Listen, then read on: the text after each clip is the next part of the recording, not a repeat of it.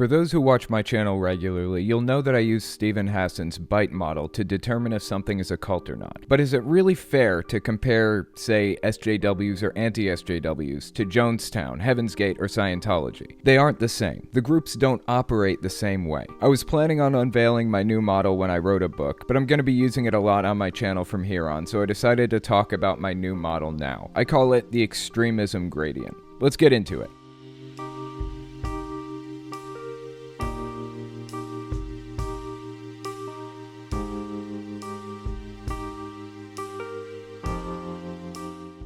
Before I really get into this, I want to make something clear. I'm going to be talking about lots of groups which are viewed as extremist, whether they exist or not. I'm not making any claims about the existence of these groups. This whole thing is about the fact that I hear similar claims from both camps about each other. SJWs hate anti-SJWs because they use extensive propaganda in the form of memes. They have unquestioning loyalty to a set of ideas. They reject information that's critical of the ideology, that kind of thing. And I hear the same arguments from anti-SJWs about SJWs. There are common patterns running through these types of groups, and I'm going to detail them here, whether the perception of those groups are caricatures of what the groups actually represent or not. So this is just a way for you to recognize extreme thinking and behavior in yourself. Don't think this is an indictment of any one group I name, or any single member within that group. It's possible that you're a member of one of these groups I list, and you aren't extreme. If that's the case, great, congratulations. You don't have anything to think about here. Just sit back and enjoy the video.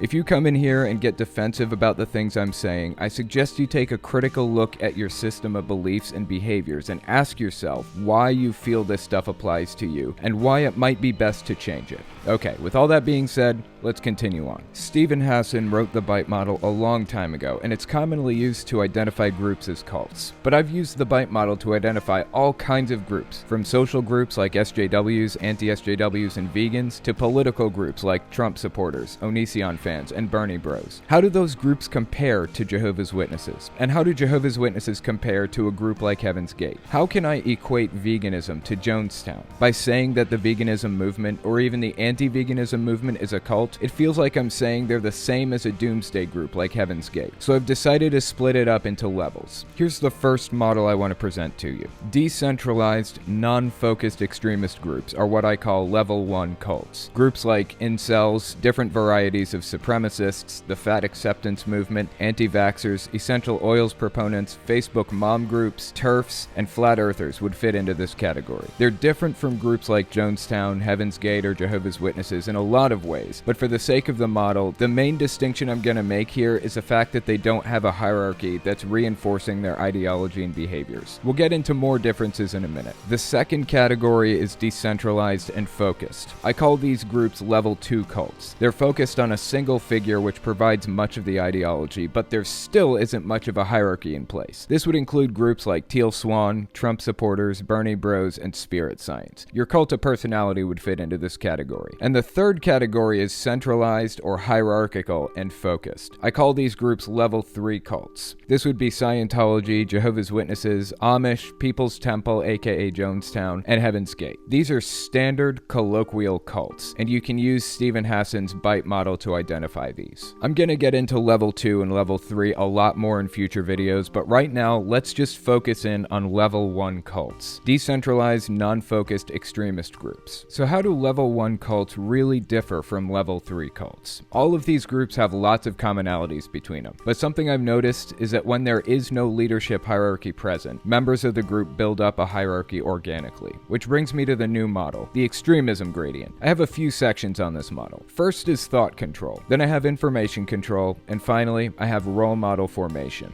Let's take a look at the role model formation section first. In centralized hierarchical groups, good examples are defined by the leadership. In decentralized, unfocused groups like level 1 cults, members turn to others for guidance, which leads to a kind of mock hierarchy forming organically. In some cases, this can lead to pockets of centralized, focused extremist groups. A level 1 cult turns into a level 2 or a level 3 cult. So for example, the alt-right movement didn't really have much leadership to speak of until Richard Spencer came along. Then a good portion of the group aligned with him. He started defining the ideology for them. It transitioned into a level 2 cult. But that doesn't mean that the level 1 aspect of it completely disappeared. Some people have remained as level 1 members and just use him to help form out their ideology, but didn't really treat him as a final authority. They just use him, Milo Yiannopoulos, and other thought leaders in the movement to form out their ideology. To be a level 2 cult, they have to treat one specific source as their final authority for information on certain subjects. Doesn't mean they get all their information from him. It just means if they're contradicted in some way, they default to accepting what that one source says over anything else. So how does the hierarchy form organically? What moves somebody up the chain? I have 3 points under this section right now. I call the section role model formation. These are the 3 ways in which you raise your status within the hierarchy.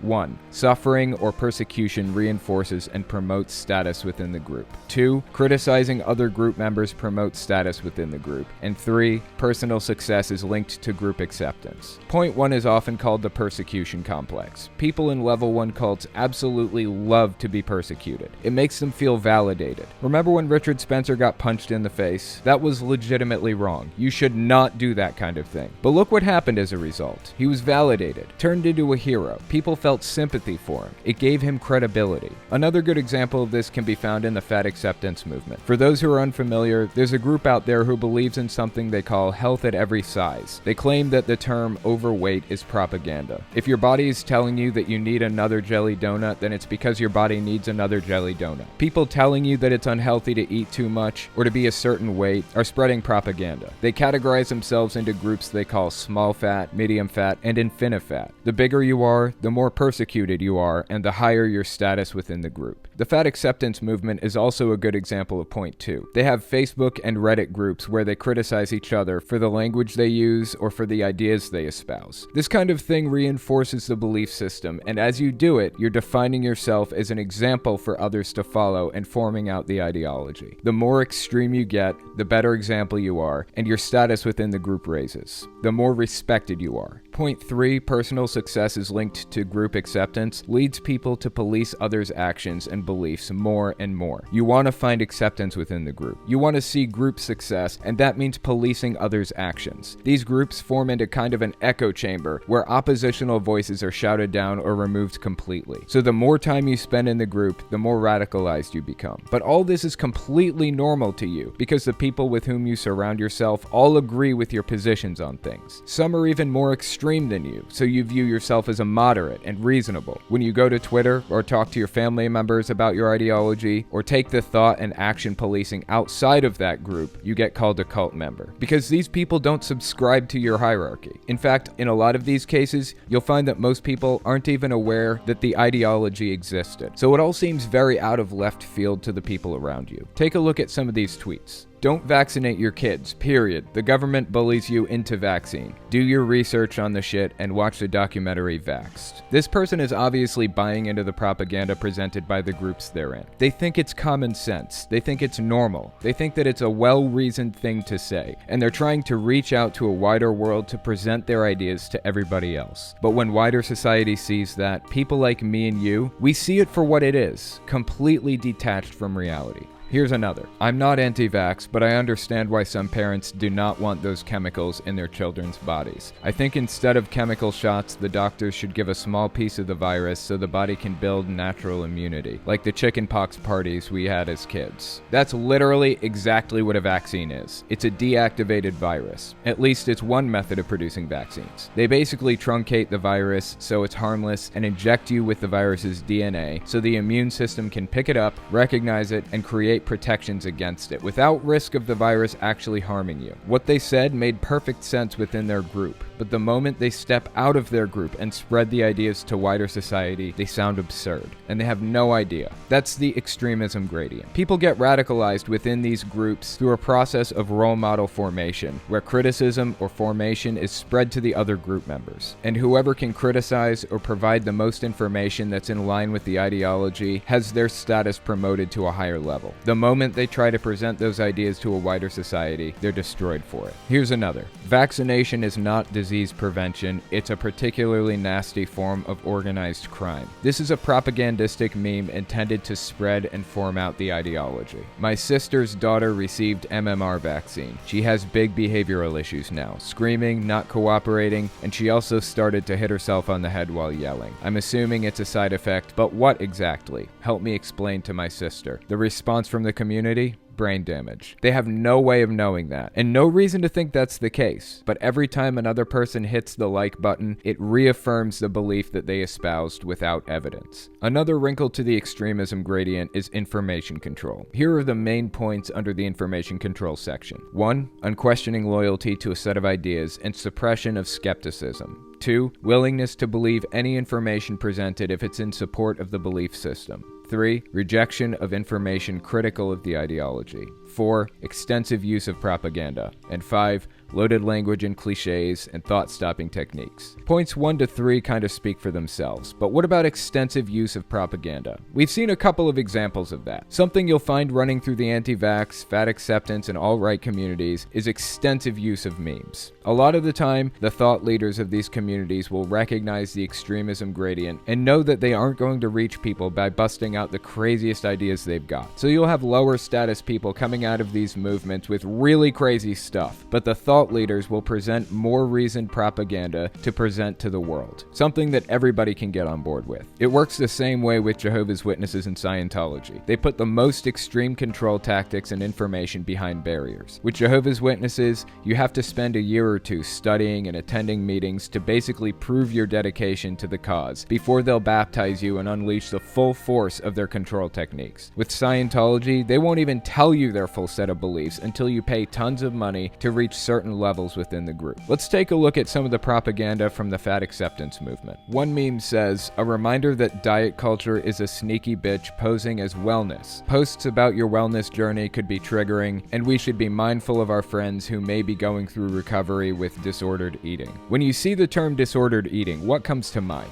Do you think eating disorders like anorexia or bulimia? You would be incorrect. Disordered eating means not eating what your body is telling you that you need. Eating one donut instead of 6 would be disordered eating. A woman wearing a shirt that says "No body left behind" and a note that says "I stand for bodies of all sizes and ages to be free from bullying." That's a message we can all get on board with. Anti-bullying. It's something I agree with. We shouldn't be bullying people. What they're not telling you is that they think that the belief that people should lose weight at all is inherently bullying. Here's a thought to ponder. Intentionally losing weight is anti-fat. We all know it's true. Losing weight on purpose leads to fewer fats and validates the stereotype that fat bodies are less desirable. This meme seems absurd to outsiders. The act of losing weight is discrimination, but when you join the group looking for somebody to validate you and the way you feel, you'll be willing to hear anything they have to say. And memes aren't just pictures. Memes come in the form of words or cliches that people use to keep an idea alive. The term "health at every size" is another meme they pass around.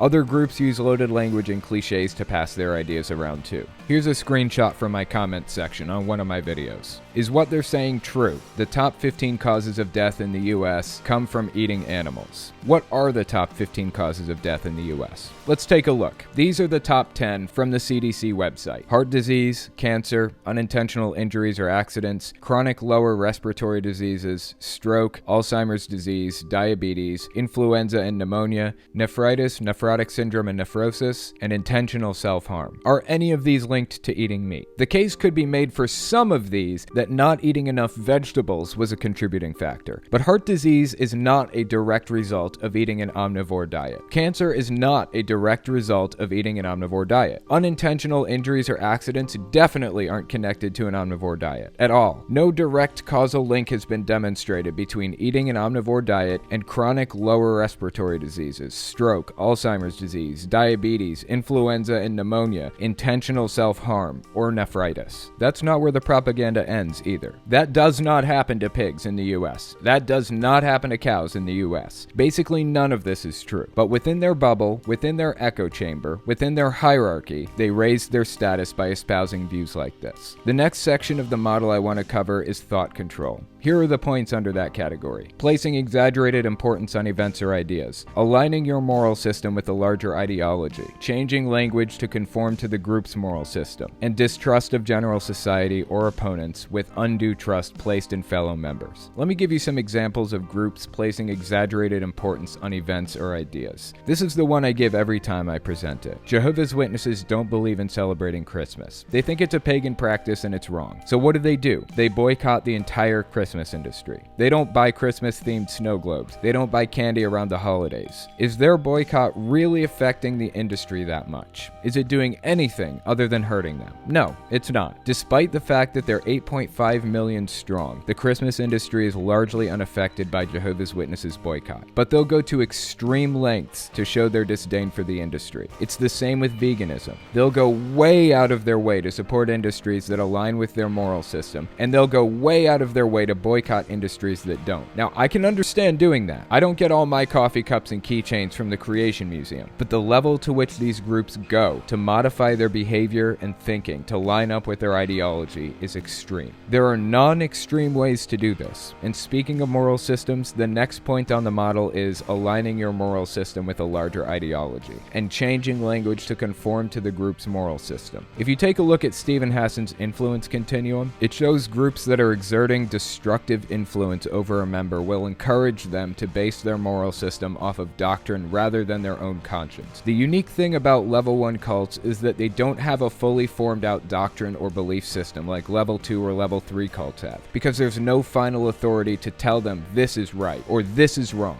Their doctrine is formed out by their fellow members. Whoever can be the most extreme, criticize the most people, and provide the most propaganda will skyrocket to the very top of the hierarchy. So when you join one of these groups, you never know where you're going to fit in the hierarchy until you start taking part in the role model formation process. So you might join a vegan Facebook group and reveal that you're willing to wear leather as long as that leather was bought secondhand so the company doesn't profit from the sale, only to find that the group you're a part of will berate and emotionally destroy you for that position, because everybody who takes part in berating and criticizing has their group status elevated. In many cases, you'll find these groups changing the way they use common English to support their position. For example, they won't use the term it to refer to animals. They'll arbitrarily assign gender to the animals to humanize them. So when they talk about a cow on a farm, they'll say she. In some groups, you'll hear people say, we shouldn't be using gendered language at all. We should be using they to refer to everybody. These seem like small changes, but it's something that you'll find within extremist groups, for better or worse, changing language to match and support an underlying ideology. The final point under this category is distrust of general society or opponents with undue trust placed in fellow members. As aforementioned, this is your us versus them mentality, and it also encompasses shunning. In decentralized, non-focused extremist groups, there's no leadership to tell you whether or not you should shun people. Even so,